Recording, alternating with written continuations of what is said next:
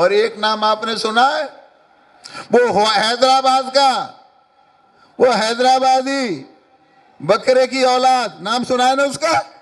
नहीं सुना? सुना है ना? वो एक तो 10 करोड़ हिंदुओं को धमकी दे रहा है। क्या कह रहा है? मोदी योगी मठ में चला जाएगा, मोदी हिमालय पहाड़ों में चला जाएगा, तब हिंदुओं तुम्हें कौन बचाएगा। कभी वो हमें धमकी देता है, कभी मोदी को देता है, कभी योगी को देता है, कभी 110 करोड़ हिंदुओं को देता है, और कभी कभी वो नीच यहाँ के जो आपके सीडीओ हैं उन्हें धमकी देने लगता है। मैंने कहा ओबीसी, तेरा मुकाबला करने के लिए, तेरा इलाज करने के लिए हमारा हैदराबादी बेटा टाइगर राजा सिंह ही बहुत है। तू राजा सिंह से लड़के देख ले, हमसे लड़के देख ले, उसके बाद तू मोदी की तरफ उंगली उठाना, तब तू मोदी योगी की तरफ उंगली उठाना, तब 100 करोड़ हिंदुओं की तरफ उंगली उठाना।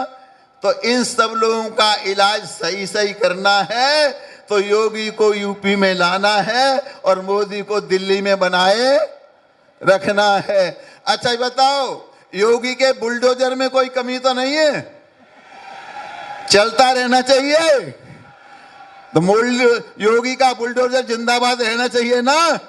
तो योगी का बुलडोजर तभी जिंदाबाद रहेगा जब उन्नाव की 6 विधानसभा निकाल करके आप देंगे। यहाँ एक नेता आए थे, 28 को रैली थी।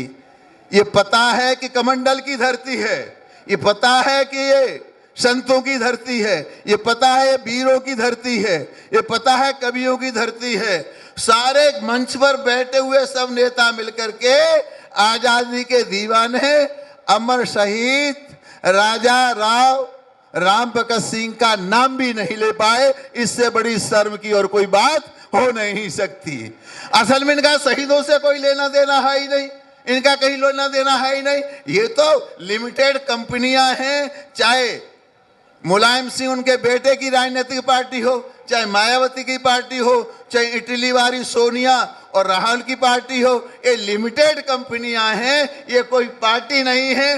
पार्टी तो भारतीय जनता पार्टी है, विश्व की सबसे बड़ी लोकतांत्रिक पार्टी है। और इसका अर्थ है भाजपा का, भाजपा मानी भा मानी पहले भारत, जा मानी पहले हिंदुस्तान की जनता, और पा मानी फिर उसके बाद तीसरे नंबर पार्टी, और उसके बाद में अमित शाह जी, मोदी जी, योगी जी, साक्षी महाराज, एमएलए, एमपी।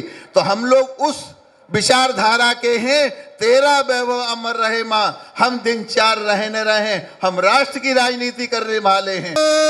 माता की ये खूनी पंजा तो आप मुझे दिखाइए मत। इस खूनी पंजे ने देश का विभाजन किया और पूरे हिंदुस्तान के हिंदुओं को बर्बाद करने का काम किया। इतने लंबे समय तक हमारे प्रभु श्री राम के मंदिर के निर्माण को ये बाधा बन के रोकते रहे। इसलिए मुट्ठी बांध के, और भगवान ने एक हाथ दिया हो तो एक उठाना और 2 दिए हो तो दोनों उठा देना, ताकि पता चले कि हाँ उन्नाव में ताकत है। उन्नाव की 6 विधानसभा योगी जी के पाले में, भाजपा के पाले में जाने वाली हैं। तो जोर से जयकारा लगाएंगे, भारत माता की, भारत माता की, वंदे वंदे। मित्रों बहुत बहुत धन्यवाद। और मैदान में उपस्थित राष्ट्रप्रेमी भाई बहनों, नन्हे मुन्ने बच्चों और बच्चियों, पूर्व वक्ताओं के द्वारा बहुत कुछ कह दिया गया है और आज तो हिंदुस्तान बदल रहा है, हिंदुस्तान जागृत हो चुका है। तो आप सब समझ रहे हैं, उसी का परिणाम यह है कि इतनी भारी संख्या में पूरा का पूरा उन्नाव, सारे रास्ते जाम, कोई सड़क खाली नहीं, इतनी बड़ी संख्या में आप उपस्थित हैं।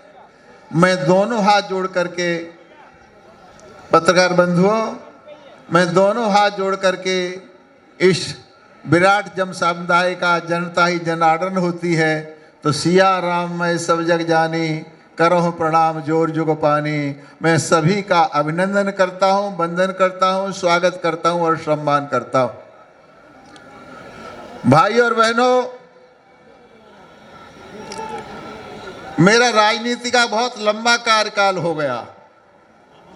मैं 6ठी बार सांसद हूं।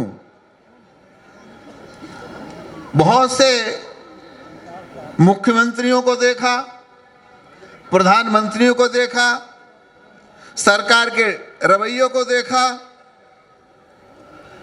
लेकिन जो जज्बा मैंने योगी जी के अंदर देखा, जो जज्बा मोदी जी के अंदर देखा और जो जज्बा हमने भारत के गृह मंत्री माननीय अमित शाह जी के अंदर देखा, वो कहीं ढूंढने से भी नहीं मिल सकता, देखने से भी नहीं मिल सकता।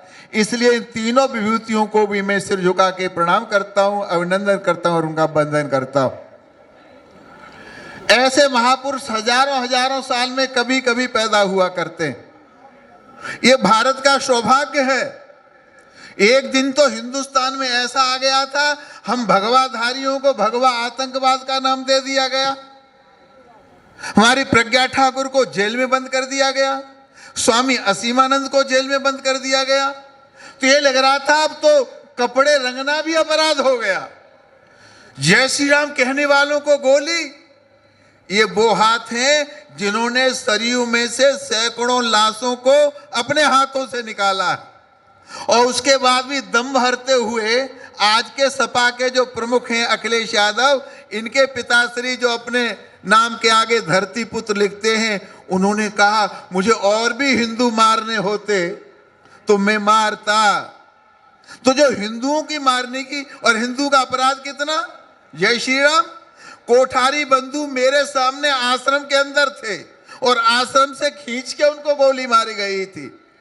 तो कहां तो वो सरकार और कहां ये सरकार, भगवा आतंकवाद।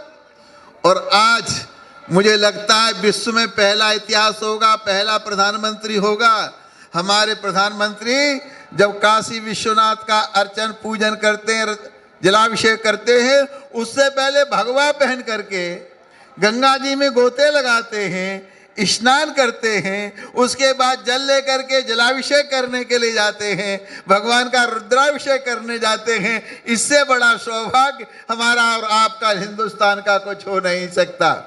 मित्रों, भारतीय जनता पार्टी के ऊपर कुछ लोग आरोप लगाते हैं, ये ओबीसी विरोधी पार्टी है, ये दलित विरोधी पार्टी है, ये तो बड़ी जात वालों की पार्टी है, ये पैसे वालों की पार्टी है। आपको पता है हिंदुस्तान का प्रधानमंत्री एक बहुत छोटी जात में पैदा हुआ, ओबीसी में, चाय बेचने वाला। मेरे भाई मोदी हिंदुस्तान का प्रधानमंत्री है, फिर किस मुंह से आरोप लगाया जाता है। देश का राष्ट्रपति आपके कानपुर का ही दलित समाज में पैदा हुए रामनाथ कोविंद, वह देश के राष्ट्रपति हैं, उसके ऊपर हमारे ऊपर आरोप लगाया जाता है। मुझे पता है, मैंने 1.5 महीने तीर्थराज प्रयाग में कुंभ में अपना शिविर लगाया था। मोदी जी भी गए थे स्नान करने के लिए, और वहां स्नान करने गए तो पूरे दिव्य भव्य कुंभ का श्रेय मालूम है किसे दिया था? नीचे बैठकर चौकी पर दलित समाज के सफाई कर्मियों को बिठा के उनके चरणों को धोया, और चरणों को देके सारे का सारा श्रेय उन लोगों को दिया। उसके ऊपर भी बात भी हमारे ऊपर आरोप लगाया जाता है। और अभी जब काशी में गए तब श्रमिकों के साथ फोटो खिंचाने की बात थी, बीच में कुर्सी पड़ी थी, मोदी जी ने कुर्सी उठा के फेंक दी, जमीन पर बैठ गए, सबके साथ फोटो खिंचाया, सबके साथ भोजन किया। ऐसी भारतीय जनता पार्टी ये पार्टी नहीं है, भाजपा एक परिवार है। तभी मोदी जी ने मंत्र दिया, सबका साथ, सबका विकास, सबका विश्वास और सबका प्रयास। इसलिए मैं आप सबसे आग्रह करना चाहता हूं, निवेदन करना चाहता हूं, किसी के बहकाए मत आना। चुनाव के लिए तो, अरे चुनाव जीतने के लिए तो जो मोदी जी ने, अमित शाह जी ने कश्मीर से धारा 370 35A हटा दिया, इतना ही पर्याप्त है। इसके बाद हमें वोट नहीं मांगना चाहिए, आपको वोट देना चाहिए। क्योंकि फारूक अब्दुल्ला जो वहां के मुख्यमंत्री रहे, केंद्र में कई बार मंत्री रहे, वो कहते थे मोदी 10 बार भी प्रधानमंत्री बने तब भी कश्मीर से धारा 370 हटाई नहीं जा सकती।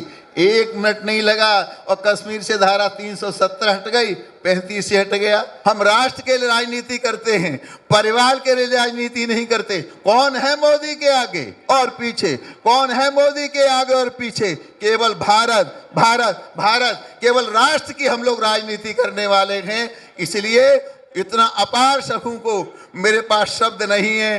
किन शब्दों से मैं आपका अभिनंदन करूं, किन शब्दों से मैं आपका वंदन करूं, पर आप सबसे निवेदन करना चाहता हूं, मुझ जैसा व्यक्ति, साधारण सा महात्मा, और मैं पता नहीं पार्टी ने आकाश मार्ग से उन्नाव में उतारा, आपने मुझे वोट दे के MP बना दिया।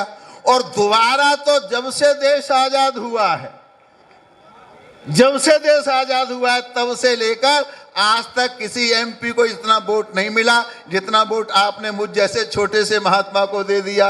अब योगी तो बड़ी चीज है, योगी तो मुख्यमंत्री हैं। इसलिए मेरा करबद्ध आप सबसे निवेदन है कि आने वाले चुनाव में, और मेरे सम्मान की भी बात है, मेरे सफेद दाढ़ी के सम्मान का भी प्रश्न है, इसलिए आपको आने वाले चुनाव में 6 की 6 विधानसभा निकाल करके भारतीय जनता पार्टी के झोले में डालनी है।